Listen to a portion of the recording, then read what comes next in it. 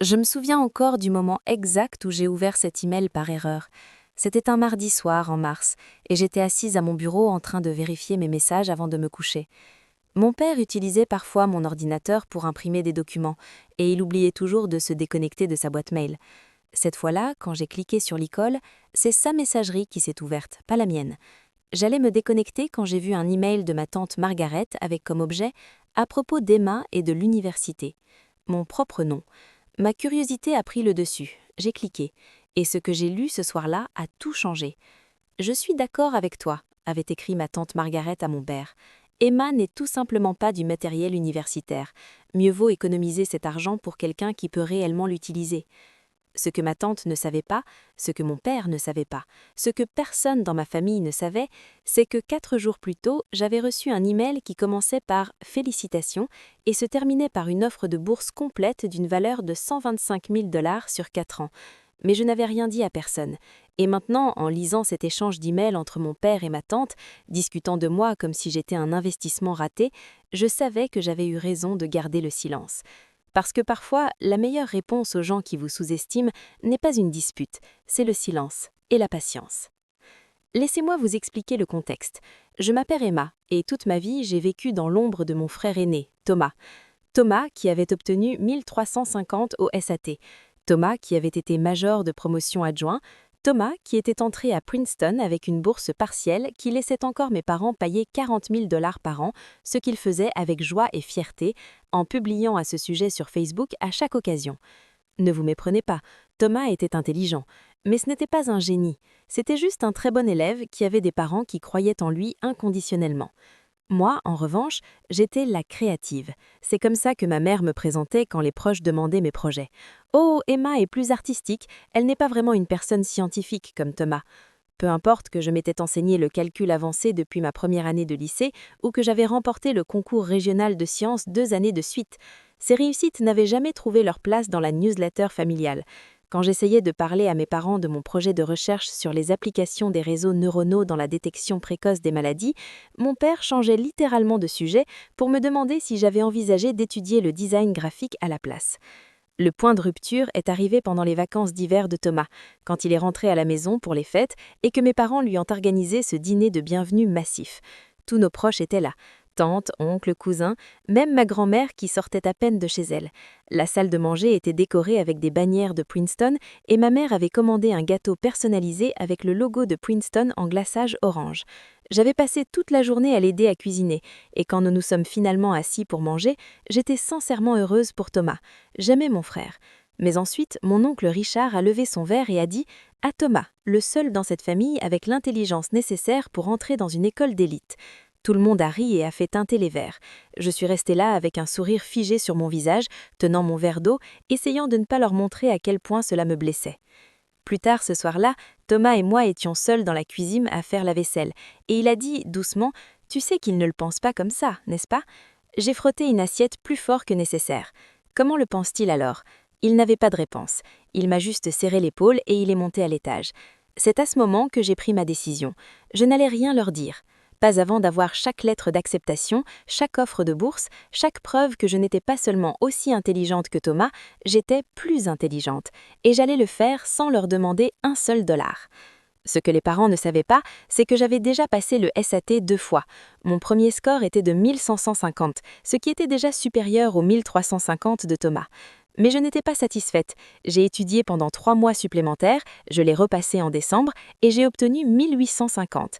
J'avais également passé 3 tests SAT Subject et obtenu 800 à chacun. Ma moyenne était de 4,0 non pondéré, 4,7 pondéré. J'étais classée première de ma promotion de 418 élèves. J'avais complété 12 cours AP, obtenu 5 à chaque examen et j'étais sur la voie d'obtenir mon diplôme avec suffisamment de crédits universitaires pour entrer en 2e année. Mais rien de tout ça n'avait jamais été mentionné lors des dîners de famille parce que personne ne me posait jamais de questions sur mon école. Ils supposaient que parce que je ne parlais pas constamment de mes réussites comme Thomas le faisait, je n'en avais pas. J'avais commencé à postuler aux universités en secret en octobre. J'utilisais mon argent de travail à temps partiel à la bibliothèque pour payer les frais d'application. J'écrivais mes essais l'art le soir après que tout le monde soit allé dormir. Je demandais à mes professeurs des lettres de recommandation et je leur faisais jurer le secret. Ma conseillère d'orientation, Madame Dubois, était la seule adulte qui savait de quoi j'étais vraiment capable, et quand je lui ai dit mon plan, elle m'a regardée avec ce mélange de tristesse et d'admiration. « Emma, tu ne devrais pas avoir à te prouver comme ça. » Mais je devais le faire, je devais vraiment le faire. En janvier, j'avais postulé à 14 universités, les 8 Ivy League, plus Stanford, MIT, Caltech, Northwestern, Johns Hopkins et Duke. C'était excessif peut-être, mais j'avais besoin d'options, j'avais besoin de leviers, j'avais besoin d'entrer dans cette pièce au bon moment et d'étaler si bien de lettres d'acceptation qu'ils ne pourraient les rejeter comme un coup de chance. La première acceptation est arrivée à la mi-décembre de Northwestern avec une bourse de mérite de 35 000 $ par an. J'ai ouvert la lettre d'acceptation dans la bibliothèque de l'école pendant ma pause déjeuner et j'ai dû me couvrir la bouche pour ne pas crier. J'ai imprimé la lettre d'acceptation, je l'ai ramenée à la maison et je l'ai cachée dans une boîte verrouillée sous mon lit avec mes relevés de score de test et tous les documents que je collectais. Mon petit arsenal de preuves. Puis Duke est arrivé en janvier, bourse complète de scolarité, 58 000 $ par an, renouvelable pendant 4 ans. Valeur totale, 232 000 $. J'ai pleuré dans la salle de bain cette nuit-là, non pas parce que j'étais triste, mais parce que c'était la première fois que je me permettais de croire que peut-être j'étais vraiment assez bonne, que peut-être ma famille avait tort à mon sujet. MIT est venu ensuite, accepté en admission anticipée avec un package d'aide financière qui couvrait tout, frais de scolarité, chambre, pension, livres. Ils ont calculé la contribution de ma famille à 0, ce qui était ironique étant donné que mes parents payaient actuellement 40 000 $ pour Thomas. La valeur totale de la bourse était de 127 000 $ sur 4 ans. Quand j'ai lu l'email, mes mains tremblaient tellement que je pouvais à peine faire défiler pour voir tous les détails. Il y avait même une note personnelle de la doyenne des admissions concernant ma proposition de recherche. « Nous sommes impatients de voir ce que vous accomplirez ici », avait-elle écrit. Je voulais tellement montrer ça à quelqu'un, célébrer, mais à la place, je l'ai juste imprimé, ajouté à ma boîte et je suis descendue aider ma mère à préparer le dîner. Les acceptations ont continué d'arriver. Yale en février avec une bourse renouvelable de 95 000 $. Princeton avec une aide financière complète. Johns Hopkins avec une bourse annuelle au mérite de 45 000 $.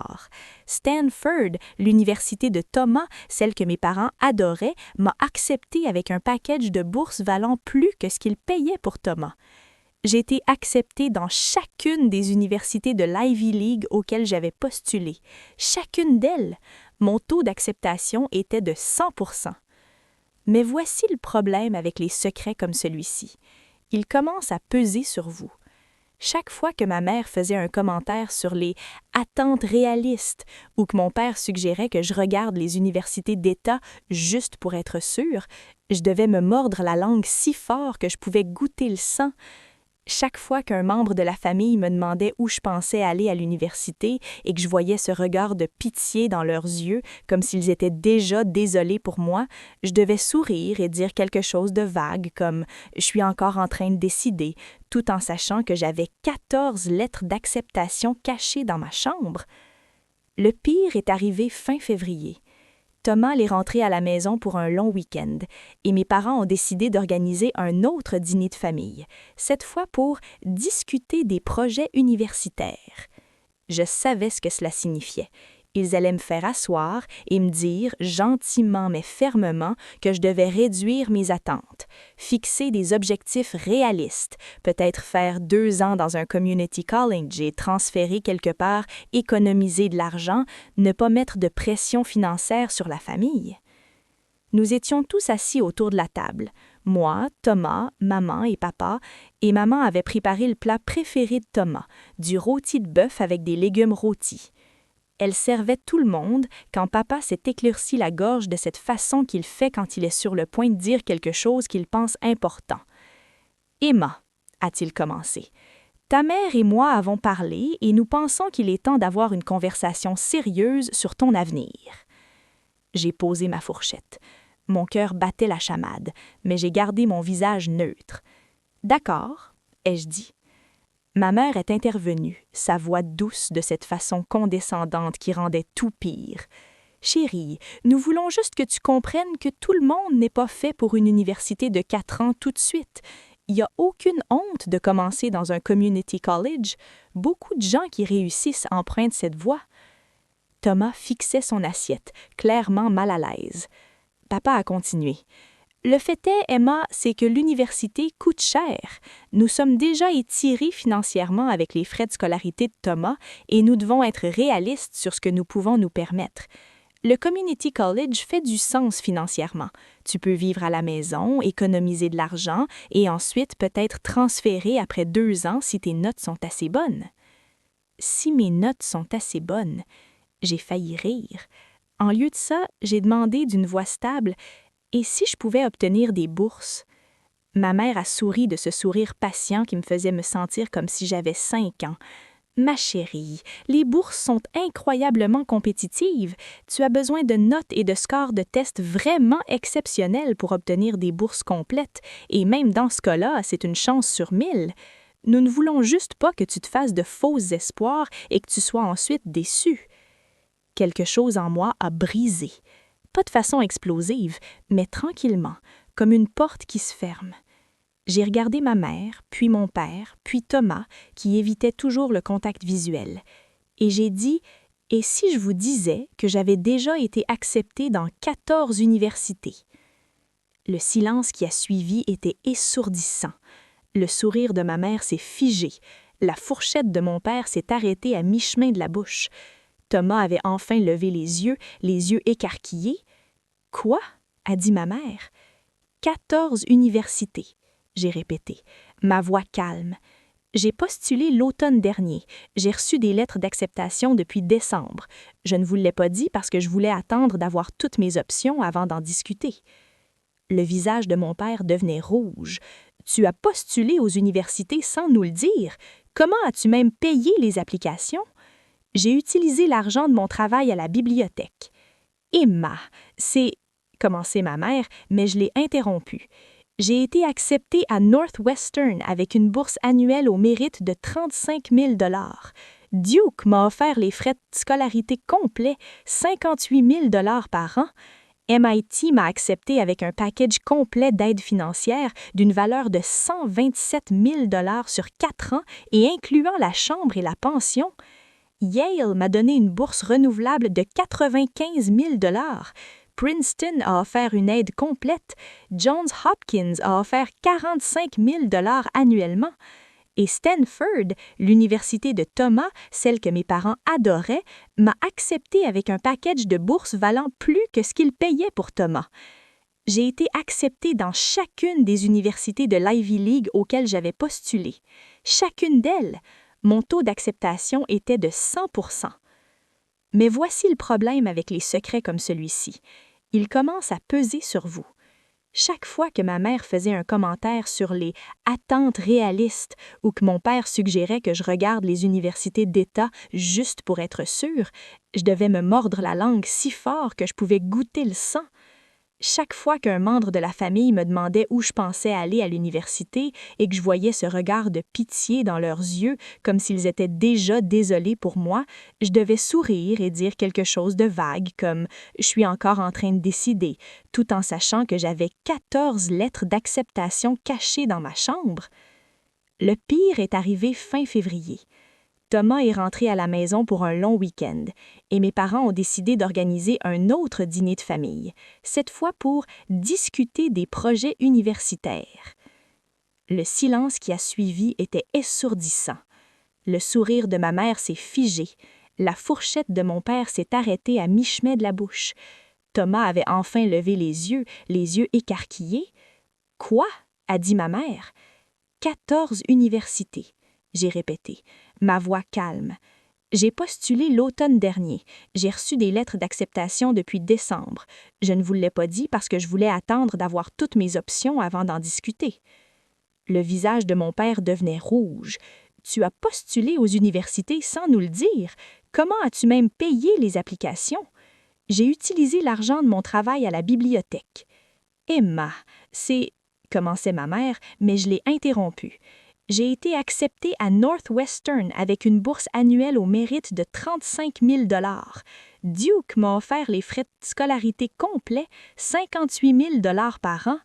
MIT m'a accepté avec un package complet d'aide financière d'une valeur de 127 000 $ sur 4 ans et incluant la chambre et la pension. Yale m'a donné une bourse renouvelable de 95 000 $. Princeton a offert une aide complète. Johns Hopkins a offert 45 000 $ annuellement. Et Stanford, l'université de Thomas, celle que mes parents adoraient, m'a accepté avec un package de bourses valant plus que ce qu'ils payaient pour Thomas. J'ai été acceptée dans chacune des universités de l'Ivy League auxquelles j'avais postulé. Chacune d'elles, mon taux d'acceptation était de 100%. Mais voici le problème avec les secrets comme celui-ci. Ils commencent à peser sur vous. Chaque fois que ma mère faisait un commentaire sur les attentes réalistes ou que mon père suggérait que je regarde les universités d'État juste pour être sûre, je devais me mordre la langue si fort que je pouvais goûter le sang.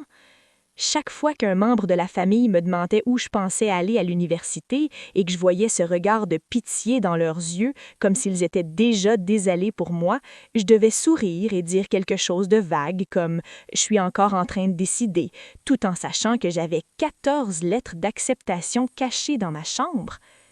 Le pire est arrivé fin février.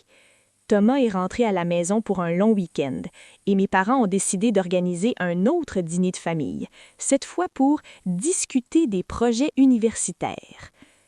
Le silence qui a suivi était étourdissant. Le sourire de ma mère s'est figé.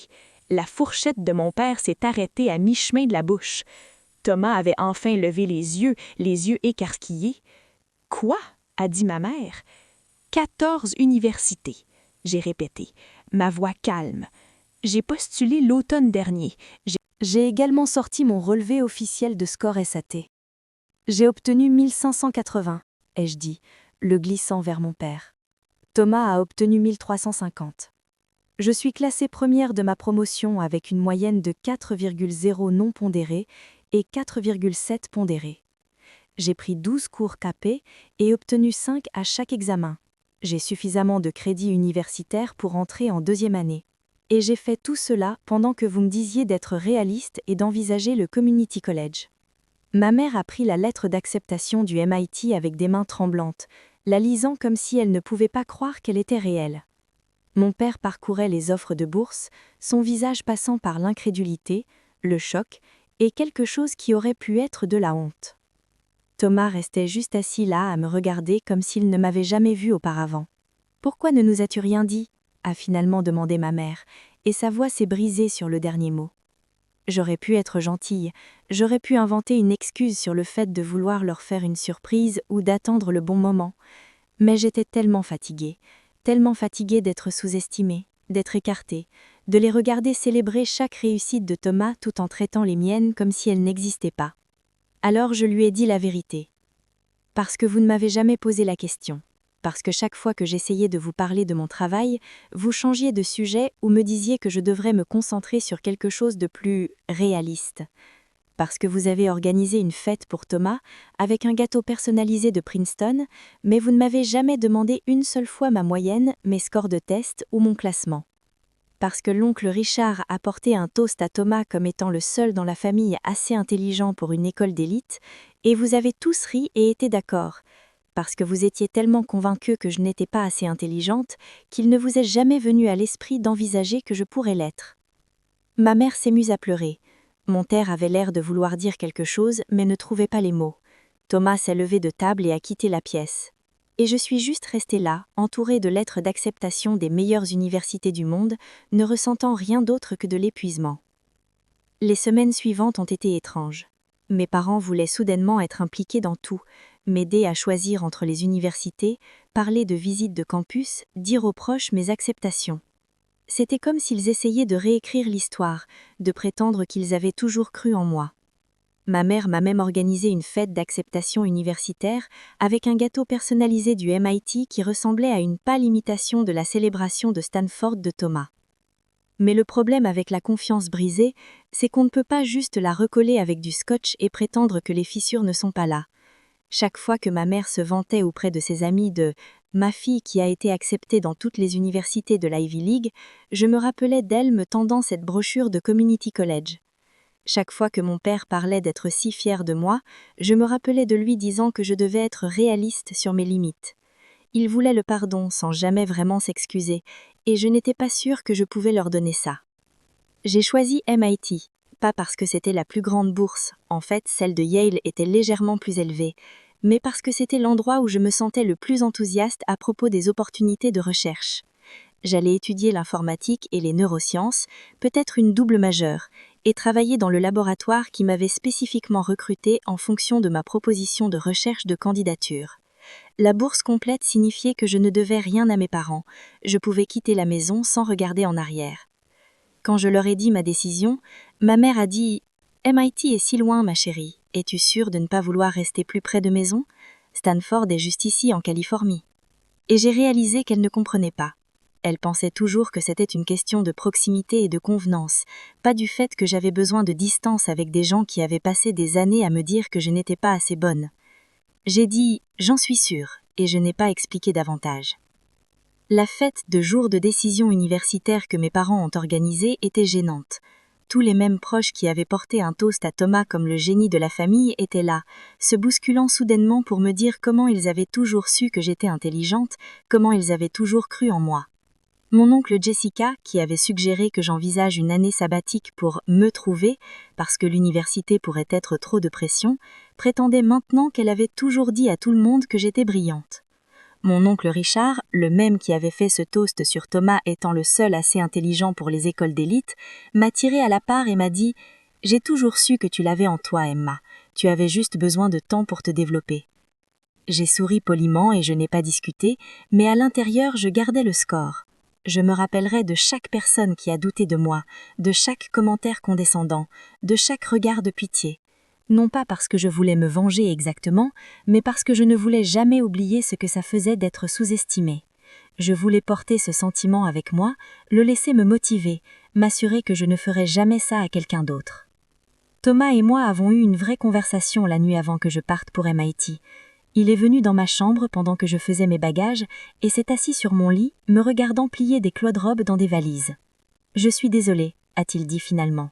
J'ai arrêté de faire mes bagages et je l'ai regardé. Pourquoi? De ne pas avoir pris ta défense, de ne les avoir laissés te traiter comme si tu n'étais pas aussi intelligente que moi alors que tu étais clairement plus intelligente, d'avoir profité d'être l'enfant favori pendant que tu étais mise de côté. Il fixait ses mains. Je savais que cela se passait et je n'ai rien fait pour l'empêcher. C'était la première vraie excuse que je recevais de quelqu'un. Je me suis assise à côté de lui. « Tu étais juste leur enfant », j'ai dit. « Tu n'étais pas celui qui me sous-estimait. » « Mais j'en ai profité, a-t-il dit. J'ai eu les fêtes et les éloges et l'attention parce qu'ils avaient déjà décidé que j'étais l'intelligent et toi la créative, et je ne l'ai jamais remis en question parce que ça faisait du bien d'être le favori. » Nous sommes restés là un moment en silence. Puis Thomas a dit « Tu vas accomplir des choses incroyables à MIT, des choses que je ne pourrai jamais faire, et je vais m'assurer que tout le monde le sait. » Il a tenu cette promesse.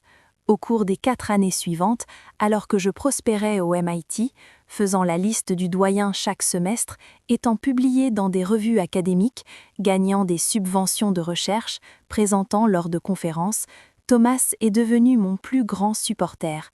Il partageait mes réussites sur les réseaux sociaux, les mentionnait lors des réunions de famille et corrigeait quiconque essayait encore de prétendre qu'il était le plus intelligent.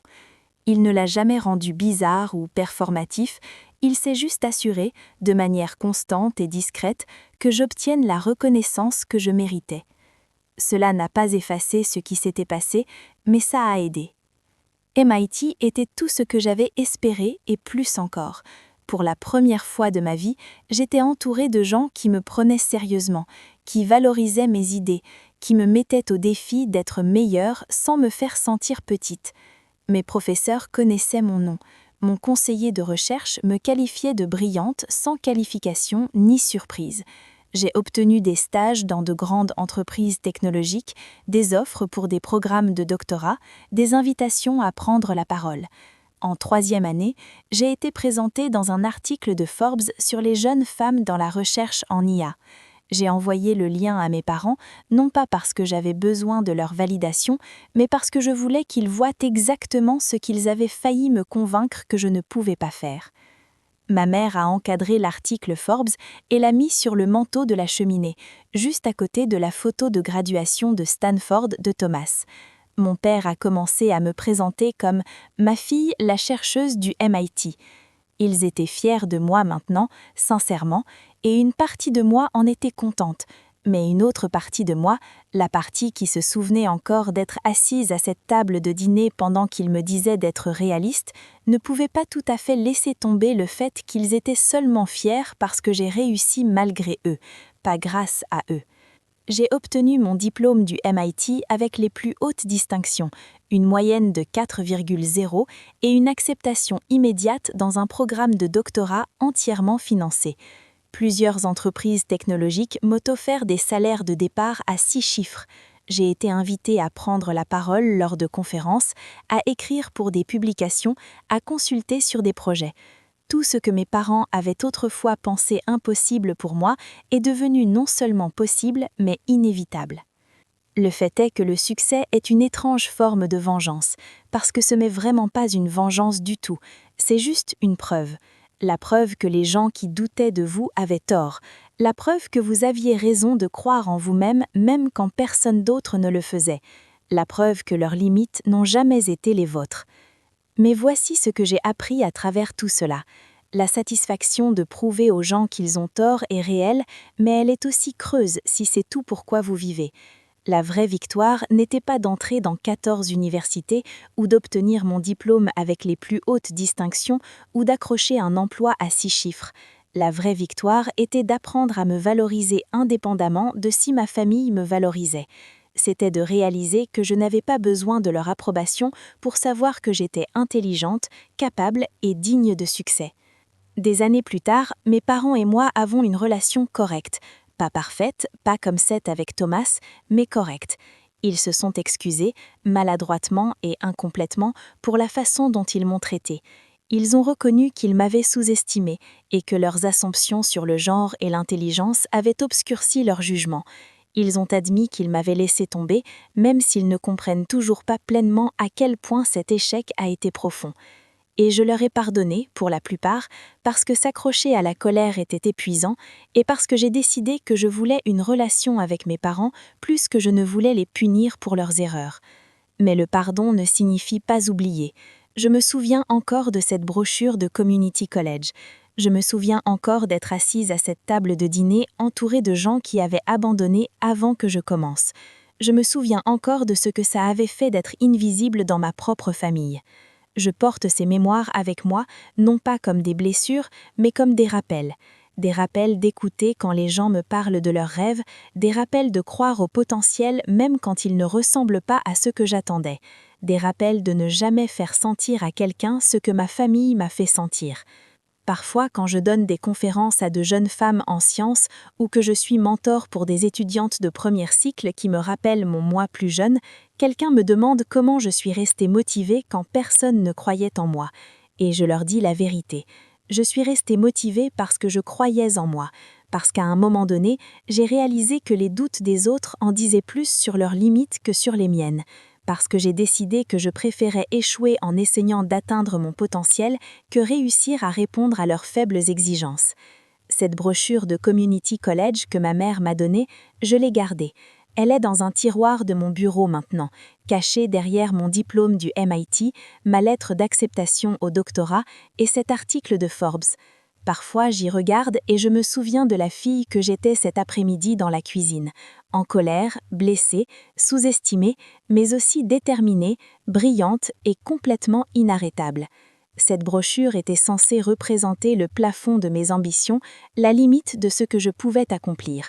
En réalité, elle est devenue le plancher, la base absolue, le moment où j'ai décidé que je ne laisserais jamais personne d'autre définir de quoi j'étais capable. Et cet email que j'ai trouvé ce soir-là, celui qui n'était jamais destiné à moi, où ma tante Margaret disait que je n'étais pas de matériel universitaire, il est dans le même tiroir, parce qu'il pensait qu'un petit mensonge, que je n'étais pas assez intelligente, pas assez bonne, pas assez capable, mettrait fin à tout. Mais cela n'a mis fin à rien, c'était juste le commencement.